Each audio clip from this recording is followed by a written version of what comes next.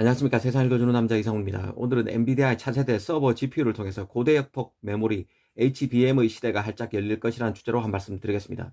엔비디아의 차세대 GPU 호퍼는 최근 GTC 행사에서 공개된 바 있습니다. 그런데 엔비디아가 일부 미디어를 모아놓고 이 사양을 추가 공개했는데요. 이 외신에 하나둘 보도되고 있습니다.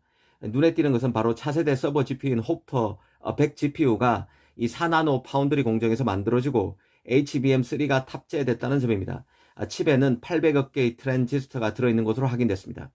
헷갈리기 쉬운 점은 삼성이 엔비디아 이전 버전이죠. 엔비디아의 암페어 GPU를 다 만들었지만 최고의 기술 난이도를 요구하는 서버 제품의 경우는 TSMC에서 만들어졌다는 점입니다. 바로 암페어 GPU의 서버용 제품인 암페어 100 GPU 같은 경우는 TSMC 7나노에서 만들어졌는데 이번 호퍼 GPU는 4나노에서 만들어진다는 것입니다. 모바일 AP보다 더 커서 이 공간 제약이 덜하다는 GPU에서도 벌써 4나노가 적용되고 있다는 점에서 칩의 세계에서 얼마나 최첨단 노드 경쟁이 치열해지고 있는지 새삼 인식하게 됩니다. 최근 1, 2년 새 AP와 CPU, GPU 간 구분이 무색해졌다는 말을 할 수 있을 정도까지 왔습니다. 이 사실 가장 주목되는 것은 바로 HBM3 탑재입니다. 아시다시피 HBM은 D램의 끝판왕으로 불리는 제품인데요. CPU, GPU 등 프로세서가 있으면 이 프로세서의 짝꿍과 같이 한 세트처럼 묶여 나오는 게 바로 D램입니다. 메모리로서 D램이 프로세서 연산을 지원한다는 뜻입니다. 아시다시피 D램은 DDR1, 2, 3, 4 이런 식으로 나갑니다. DDR5가 인텔의 엘더레이크, 사파이어 래피즈 등에 들어가면서 시장에서 본격적으로 출시되고 있습니다. 그런데 D램에는 전속폭이 있습니다. 그래픽 D램, DDR1, 2, 3, 4 앞에 G가 붙는 것이죠. 이 그래픽 D램의 경우는 메모리 대역폭이 64비트로 구성되는데요. 이 데이터가 왔다 갔다 하는 도로로 생각하면 쉽습니다. 그런데 인공지능 연산 등 고차원 연산을 하려면 훨씬 많은 데이터를 주고 받아야 합니다. 그래서 개발된 게 대역폭이 넓은 고대역폭 메모리 HBM입니다.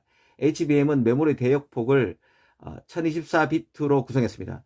도로로 치면 1024차선으로 생각하면 쉬운 것이죠. 64차선과 1024차선은 차원이 다른 것입니다. 그래픽 D램과는 비교가 안 되는 것이죠. 최근에 이 HBM이 각각 만든 이유가 있습니다. 바로 자율주행, 비트코인, 채굴 등 고차원 프로세서를 지원하는 고성능 D램이 바로 HBM이기 때문인데요. 가령 자율주행으로 치면 밖에 있는 상황을 그래픽 프로세서가 파악을 하고 정보를 처리해야 합니다. 그런 걸 해내기 위해서는 그래픽 D램보다 훨씬 많은 정보량 처리가 가능한 HBM이 필요합니다. 성능이 뛰어난 만큼 그래픽 D램 등 다른 D램보다는 훨씬 가격도 비싸다고 보면 됩니다. HBMD에 나오는 숫자가 높을수록 정보 처리 속도가 높은 빠른 고사양 제품인데요. HBM, HBM2, HBM2E, HBM3까지 나왔습니다.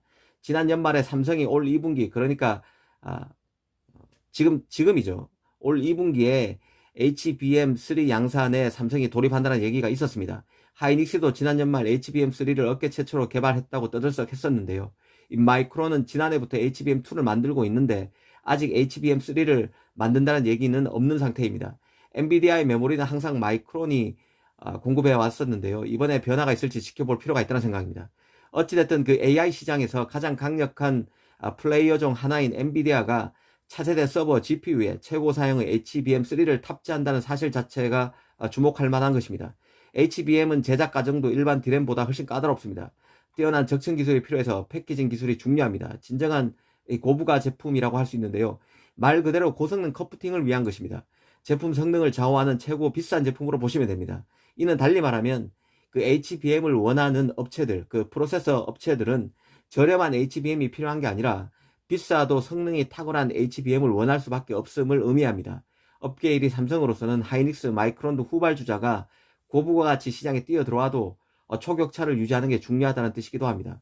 삼성은 지난해 HBM의 프로세서 기능을 가미한 신개념 메모리인 HBM PIM을 내놓기도 했는데요.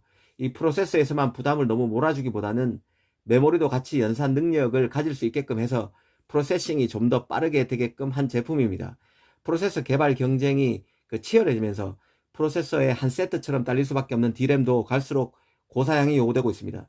어느 때보다 기술 경쟁이 치열해지고 있다는 뜻입니다. 오늘은 엔비디아의 호퍼 GPU에 HBM3가 탑재된다는 소식의 배경을 짚어봤습니다. 감사합니다.